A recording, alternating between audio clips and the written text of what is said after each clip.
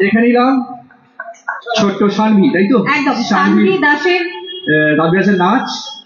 আমরা এরপরে আরো নাচ আছে, পায়েলকে বলবো বলার জন্য নাম দুটো।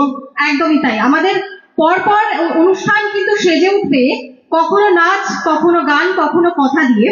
সানভির নাচ দিয়ে আমরা শুরু করলাম অনুষ্ঠান।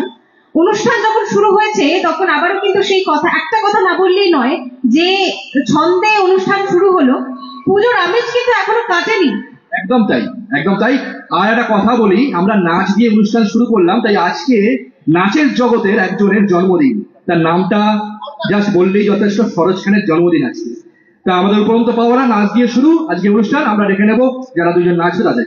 একদম, আমি অনুরোধ করব আরিঙ্কা দত্ত এবং আবিরা রয়কে স্টেজে আসার জন্য। প্লিজ আপনাদের সকলের করতালির মাঝে তাদেরকে রিকোয়েস্ট করব এবং দেখে নেব তাদের পারফরমেন্স।